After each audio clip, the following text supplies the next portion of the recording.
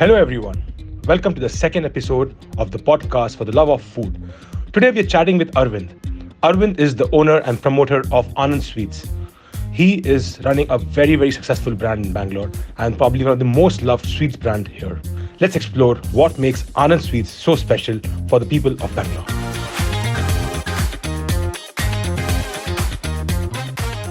Thanks, Arvind, for doing this and looking forward to a great conversation. I'm a huge fan of your brand. I would love to know the story behind it today. This is your family business. Yeah.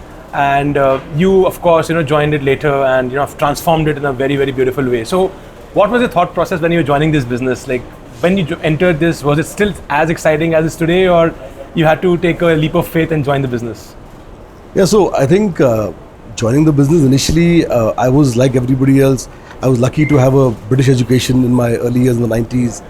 I decided to get into the corporate world, but you say as destiny had it, I came back, got into the business.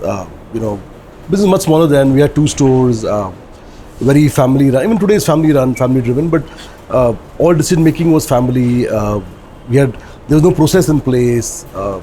We had a good brand. My older generation, they built a great brand. People loved the product. Yeah. And we have very limited product range. We had Mithai, we had Namkeen.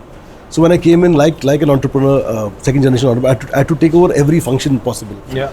Be it HR, finance, operations, sales, marketing. Yes. I mean, every function was my function. Yeah. And it was tough initially where, there were a lot of new ideas.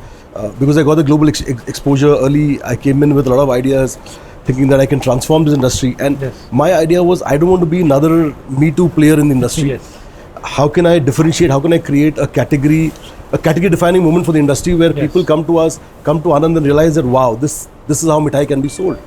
And I draw a lot of inspiration from a lot of European brands, French brands, who have become so big in patisserie. Yes. Why can't Anand be that big brand? So I think that's where the journey started, in the quest of being that category changing, category defining kind of brand. Yeah. And I think, so that's been my journey. So take us through the journey before you joined. When did your family start this business? How did this business even happen? I think your family comes from Hyderabad, right? So how did Anand Sweets as a brand come up? And then we'll talk about your journey along that side.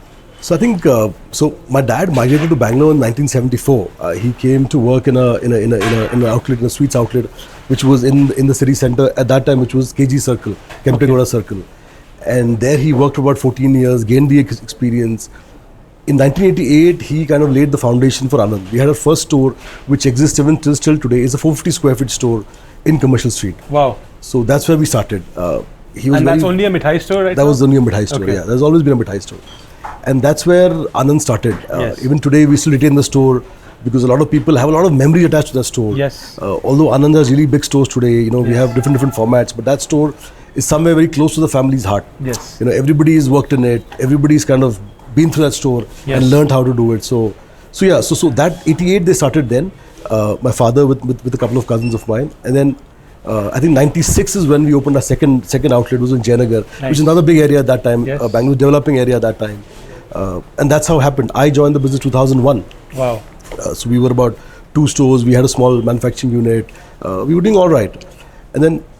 So I started in Koramangala. At that time, Koramangala had just kind of was blossoming into a new hub. All the tech was there. We didn't have Outer Ring Road. We didn't have anything beyond Koramangala and at that time. So that was our tech hub at that time. So kind of, I started a store at Koramangala, and that was where I started my journey in Anand.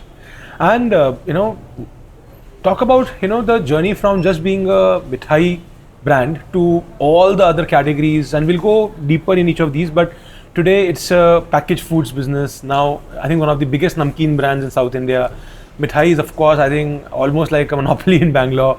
I'm a regular consumer, so you also have a very large restaurant or a QSR business, if I may. It's chaat and the main course, and also doing very, very well on online channels. So how did the category expansion happen? What was the thought behind adding all of these categories?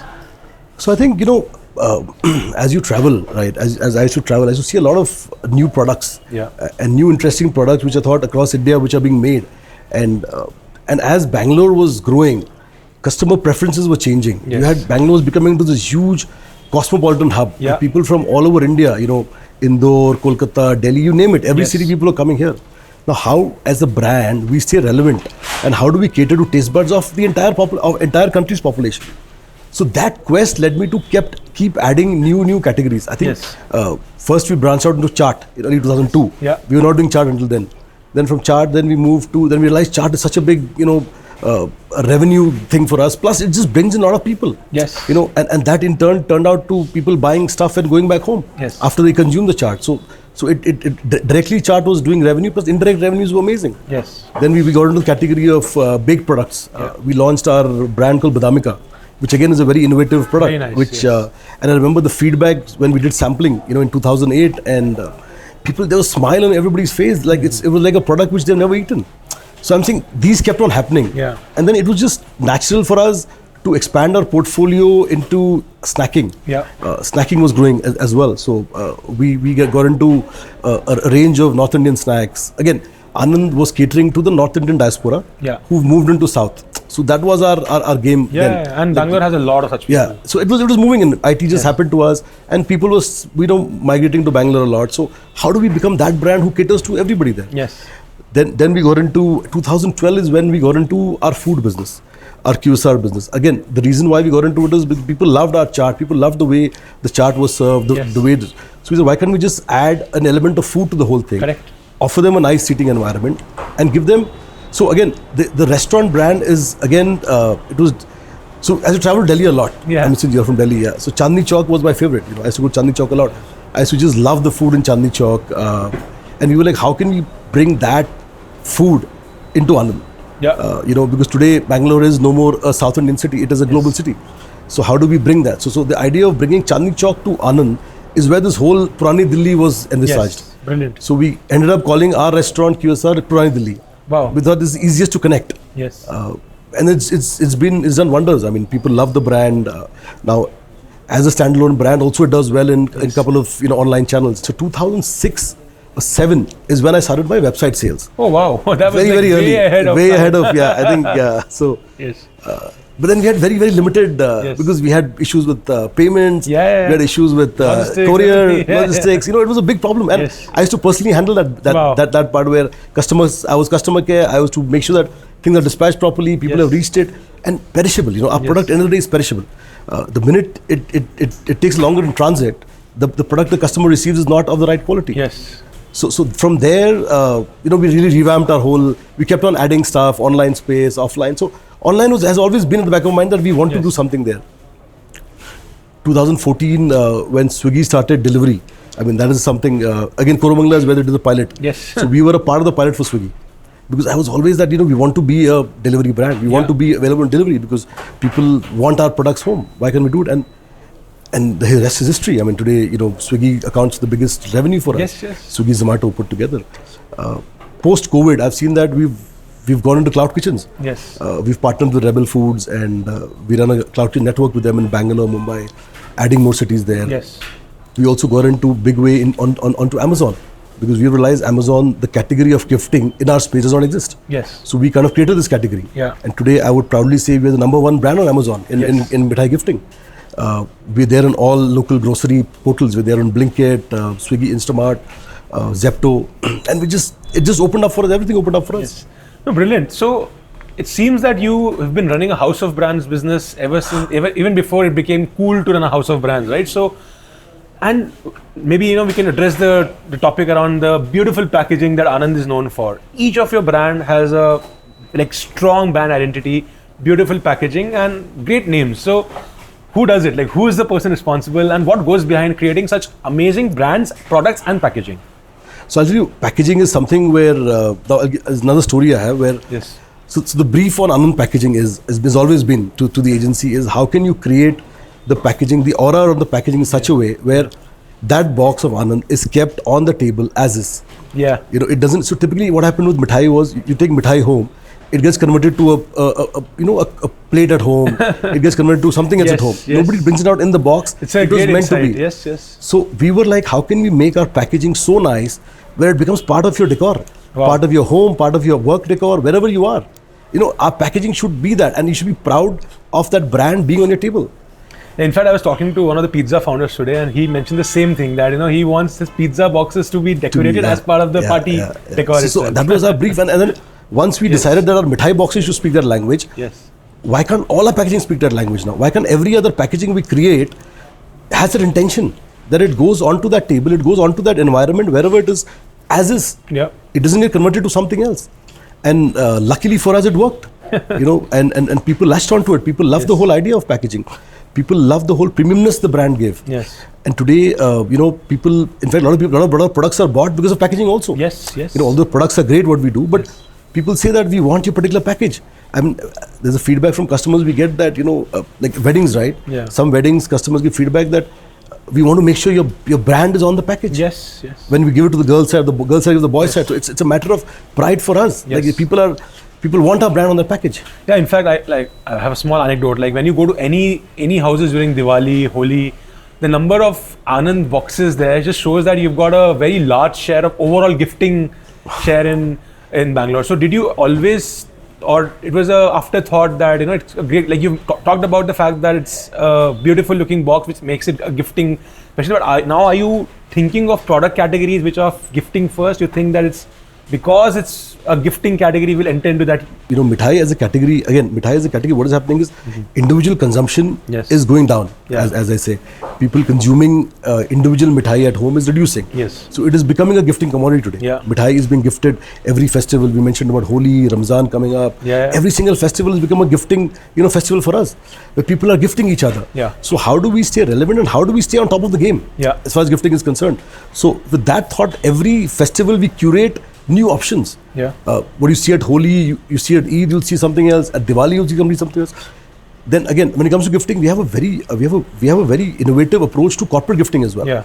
Now, corporate gifting over the years is something which we've built into a very strong net thing for us. Yeah. Again, customization, offering them theme-based stuff, giving corporates the choice in terms of what they want. Somebody asks for health food, we give them health food. Somebody wants something different. So curating these options, corporate and non-corporate. When I say non-corporate weddings, we do huge wedding orders where we do boxes with the with couples' names engraved, with all kinds of stuff, and stuff which the couple likes to eat. Wow. The couple wants to give their guests what they like to eat. So I'm saying it's changing a lot, where a lot of personalization is coming to the game. Yeah. And we are happy to do that. Yeah. So there are a lot of large India level players, in the Mithai category, in the snacking category. And somehow, they've not been able to do very well in Bangalore. We've seen some brands come and go. What has made sure that you continue to be number one? Like, why have these larger Indian players, which are really good products, and we use those brands outside of Bangalore? Someone like me also has grown up in Delhi. We know we're very familiar with those brands, but in Bangalore it's Anand Sweets. So, is it that now your brand is so well established, or you have some differentiation in product which caters to the Bangalore audience really well? I think our product is very differentiated. I think our product quality is. First product is king for us. We make sure that what we are offering to a consumer is of the highest quality. Yeah. I mean, there are no second thoughts about it. Even every single ingredient which goes into it is carefully selected. Every single I'm saying even the process is very, very. It's all recipe driven. Can you talk about your back-end process? I know you have a very large manufacturing facility at the back-end which powers this. So, like, what is the back-end and how many stores? Like that, those numbers will be useful. So. Yeah, so I mean, our manufacturing facility is about 1.4 lakh square feet. Wow. And it's in Zingy, Bangalore. And right now we have about 15 retail outlets. Nice. We are there in about 6 airports on our exclusive stores, and about 10 airports as a shop-in-shop with a partner. And we have about 30 dark stores with Rebel. Wow, that's a large scale. So that's our network. And with all of this, you're able to power 100% of your product categories and everything. Yeah. We're able to give 100% to all the channels wherever required. Nice. I mean, some channels don't have the entire product range, but wherever it's supplies on a problem. So you think the fact that you're so well entrenched in the Bangalore ecosystem also is almost like a moat for any other player to come in, because you're like everywhere, right? So, is your scale helping you fight off competition? So I think in the last few years, we've seen a lot of new brands entering the space, like you mentioned, a lot of new brands, a lot of big brands from across India are entering the space, but somehow they're not able to crack this combination of a cosmopolitan, what a cosmo crowd like Bangalore requires. Yes. They're either going too North Indian or they're going too, so they're not really getting the right mix. Yes. And also, it's very different to crack those flavors, crack Yeah. the taste buds of a city. Like today, as we're a regional player, if I go into a new city, Yeah. I may not be as successful. Yeah. Because again, cracking that taste bud, getting the people who like our product, they're used to a certain taste. Yeah. So how do you kind of mold? So I think that's something I feel they're not going wrong. Some of them are doing really well. But on that note, when do you see Anand going to other metros?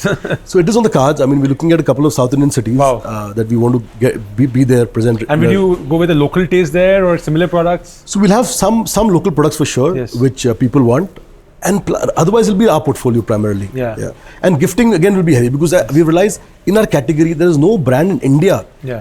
which has gifting. Yeah. There are artisanal brands, but they don't do traditional mithai. Yes. There is no traditional mithai brand who is operating in this big gifting space. Yeah. And mithai gifting is here to stay. Yeah, I of mean, course. how many other chocolates, Yeah. cookies, they come in, but mithai is here to stay. People still want to give mithai for your important occasions in life.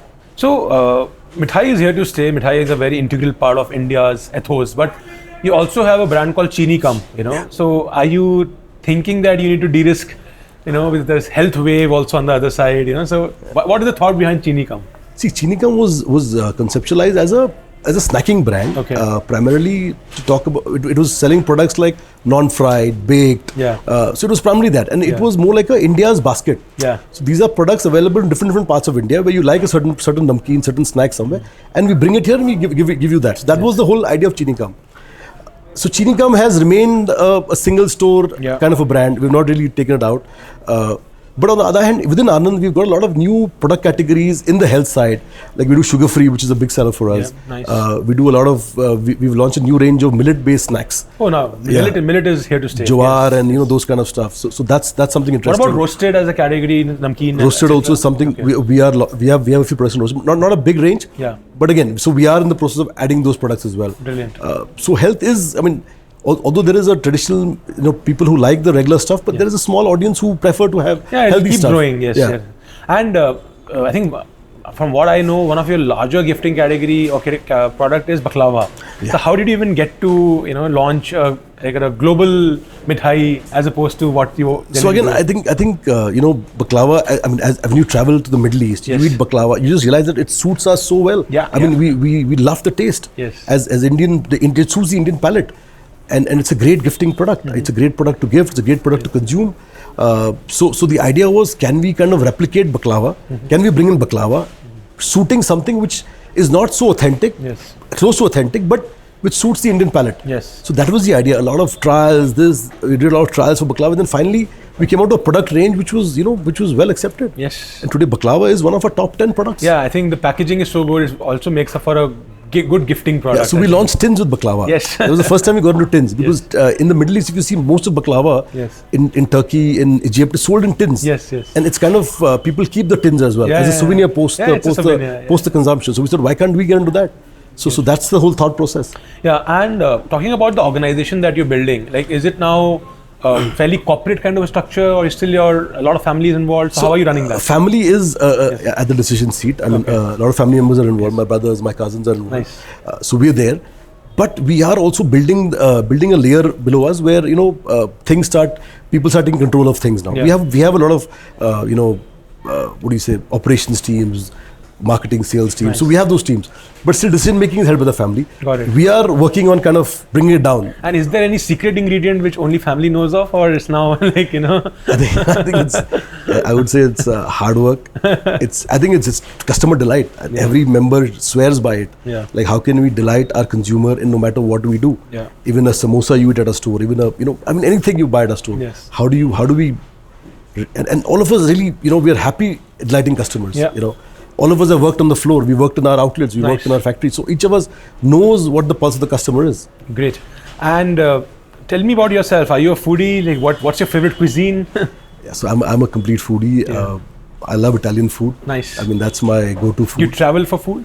A lot, yeah. Yeah, I do travel a lot. I love to try different restaurants across the world, Michelin stars, non-Michelin Nice. stars, street food. I'm a big street food fan. What's your favorite street food? I mean, I won't have one. I can't really, but I would say, probably aloo tikki Nice. or a dahi balla. Yeah. And if you're not ordering chaat from Anand Sweets, where are you ordering from? I'm not eating chaat that day. And what's your favorite mithai?